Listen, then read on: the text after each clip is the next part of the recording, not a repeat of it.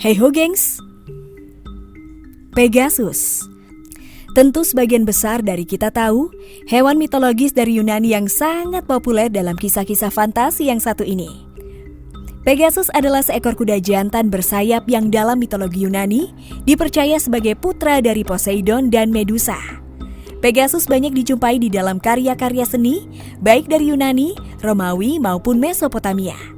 Banyak kisah-kisah kepahlawanan yang melibatkan hewan mitologi ini, seperti kisah Bellerophon dan Hercules.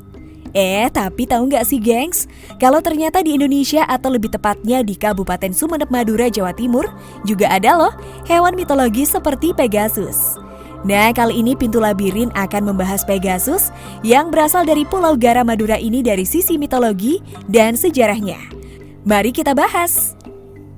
Kuda terbang bagi masyarakat Sumeneb merupakan sosok yang melegenda. Ia tak sekedar dianggap sebagai bangsa hewan yang ajaib, tapi menjadi sebuah lambang dari kekeratonan Sumeneb itu sendiri.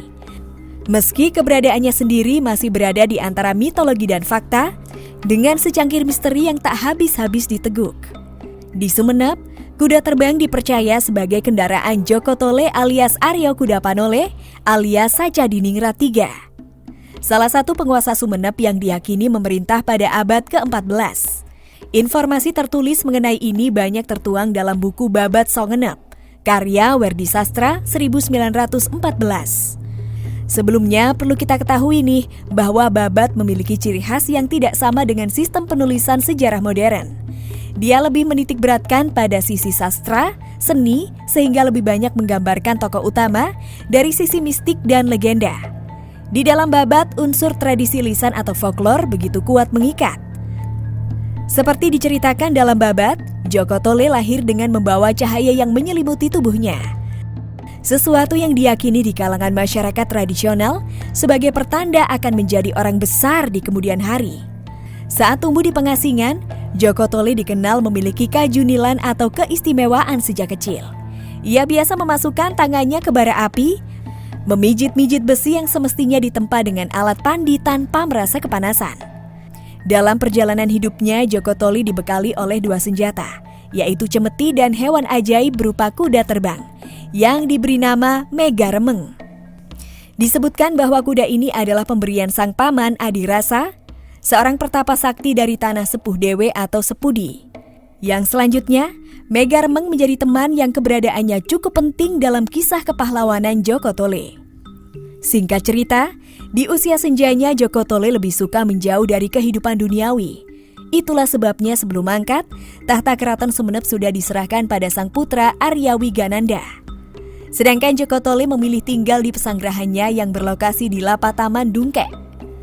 Namun karena sakit, akhirnya Arya Wigananda menjemput sang ayahanda di pesanggrahannya untuk dibawa ke Sumeneb. Meski bersedia dibawa ke Sumeneb, Joko Tole meramalkan bahwa dirinya tidak akan hidup sampai ibu kota keraton di Sumeneb.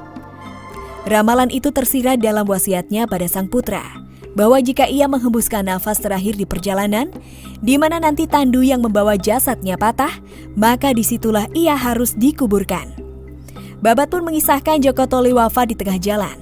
Sesuai wasiat, jenazahnya tetap dibawa ke barat. Nah, sampai di Kampung Saasa yang sekarang masuk kawasan Desa Lanjuk, Kecamatan Manding, usungan tandu patah, sang Joko Tole pun dimakamkan di sana. Yang selanjutnya tempat tersebut dikenal dengan nama Asta Joko Tole. Di Asta Joko Tole hanya ada satu makam utama, yaitu makam Joko Tole. Namun sekitar 15 meter di arah selatan ada makam juga. Konon, di sanalah sang kuda terbang Megaremeng dimakamkan. Namun, dalam kisah lainnya menyebut bahwa makam tersebut adalah kuburan dari tandu yang membawa jasad Joko Tole, bukan makam Megaremeng. Kisah lainnya juga dalam folklore Joko Tole, Megaremeng dipercaya tetap hidup hingga beratus tahun berikutnya. Ia diperkirakan sebagai makhluk gaib atau makhluk halus, yang pernah juga jadi kendaraan Pangeran Letnan Hamzah dan Raden Ardikusumo, dua anggota keluarga Keraton Sumeneb di masa dinasti terakhir. Wah, menarik ya gengs. Ini nih yang Mimin suka dari kisah-kisah folklore. Ada banyak misteri yang belum terungkap yang membuka cakrawala dan memaksa otak menjelajahi segala kemungkinan dari sudut-sudut teraneh. Halah, ngomong apa toh Mimin? Udah dulu ya gengs, Mimin ngantuk nih. Semoga video ini bisa mencerahkan kalian. Kalau kalian suka, silakan like, subscribe, share, dan aktifkan lonceng notifikasi. Jangan lupa tinggalkan jejak kalian dengan komen di bawah ini ya. Bye gengs!